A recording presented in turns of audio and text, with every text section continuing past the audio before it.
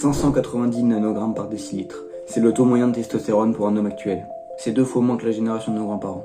On assiste actuellement à une crise de la testostérone, qui est due à beaucoup de choses. On est empoisonné par l'eau, la nourriture, notre environnement, la pollution, et encore plein d'autres choses. On a aussi vécu une augmentation du féminisme, ce qui a fait que les hommes sont devenus de plus en plus féminins et de moins en moins masculins.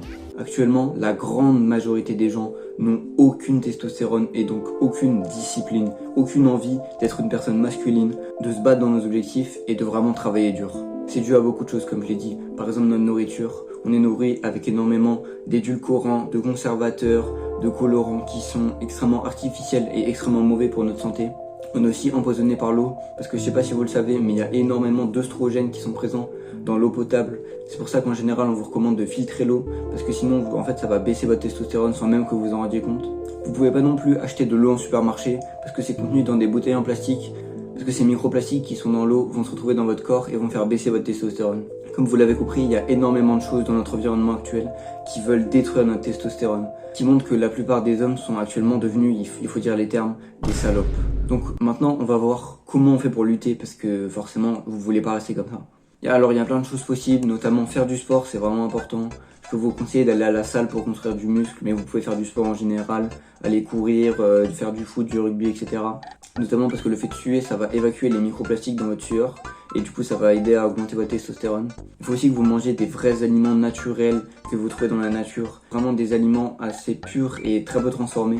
Et aussi, un point qui n'est pas souvent abordé, c'est le fait d'avoir des responsabilités. Si vous êtes en charge de quelque chose et que vous êtes vraiment une sorte de garant, si par exemple vous êtes la personne qui ramène l'argent à la maison, qui a un business à tenir, ou par exemple vous avez des employés et du coup le fait que vous travaillez, ça fait que eux ils peuvent travailler, donc vous avez une sorte de responsabilité. C'est ça aussi qui va énormément augmenter votre testostérone. Il faut aussi que vous ayez des objectifs.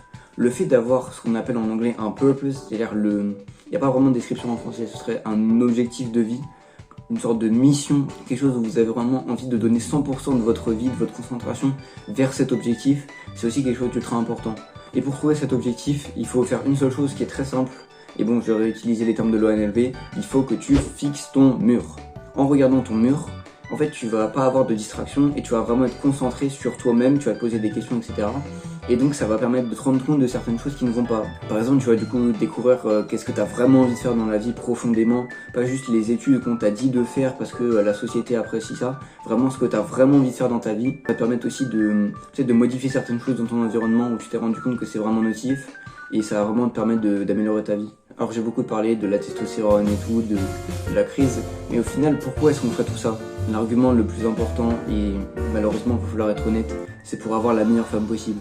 Bah oui, si vous êtes une personne mauvaise, vous n'allez pas avoir une femme à la hauteur de vos espérances. Il faut que vous soyez la meilleure version de vous-même.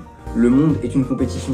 Votre femme, c'est pas juste une femme que vous allez croiser qui va vous aimer directement. Vous êtes littéralement en compétition avec plus d'1 million d'hommes qui veulent exactement la même femme. Parce que j'imagine que vous voulez une femme qui est parfaite selon vos critères. Donc une femme respectable, qui vous aime, etc. Sauf que du coup, si vous la voulez, il y a aussi plein d'autres hommes qui la veulent. Et du coup, il va falloir travailler encore plus. Parce que sinon, si vous travaillez pas, que vous vous dites ouais, c'est pas grave, je vais pas aller à la salle aujourd'hui parce que j'ai la flemme, et il y a un autre homme qui lui est allé à la salle, il va avoir un meilleur physique que toi, et du coup, tu vas pas avoir ta femme. Oui, ça fait mal, je sais, c'est quelque chose d'extrêmement dur à dire. Il y a beaucoup de gens qui vont notamment quitter cette vidéo parce que ça fait moins de vues de dire ça, de dire la vérité. Mais il faut être honnête. Ça va également vous permettre d'avoir des amis de meilleure qualité, évidemment, en ayant des belles relations honnêtes avec des gens incroyables, pas juste avec des énormes merdes qui passent leur journée à jouer aux jeux vidéo, avec des gens vraiment qui ont des objectifs, des passions qui sont vraiment intéressants. Mais pour ça, faut travailler. Et au final, du coup, ça mène juste à avoir la meilleure vie possible en fait. Parce que si vous travaillez beaucoup, vous allez faire de l'argent, vous allez avoir des relations, vous allez avoir une vie de fou, vous allez kiffer. Et en fait, c'est pour ça qu'on est là en fait. Pour moi, si on est sur Terre, c'est avant tout pour profiter de sa vie. Et pour en profiter vraiment, il faut beaucoup travailler. Et avec les résultats de ce travail, on peut vraiment profiter de la vie. Parce qu'en soi, le travail, si c'est vraiment quelque chose que vous aimez, c'est-à-dire dans un domaine que vous aimez, par exemple, si vous allez travailler pour un business que vous trouvez cool, par exemple pour moi c'est YouTube, en fait vous n'allez pas vraiment avoir l'impression de travailler. Alors ça va quand même être dur à certains moments, mais vous allez avoir envie profondément de travailler. Et du coup vous allez faire de l'argent et ça va vous permettre de profiter de votre vie. Et en somme du coup, sur le total de votre vie, en fait vous avez quand même pu profiter, ça a quand même été cool. Parce que certes vous avez travaillé, etc. Mais mais c'était du travail qui était quand même assez fun. Si vous kiffez ce que vous êtes en train de faire pendant que vous travaillez, bah du coup c'est cool. Donc en fait vous aimez le travail et vous avez aimé les résultats que vous avez eu en travaillant. Donc au final c'est tout bénef quoi. Du coup voilà, travaillez dur les gars, vraiment c'est important.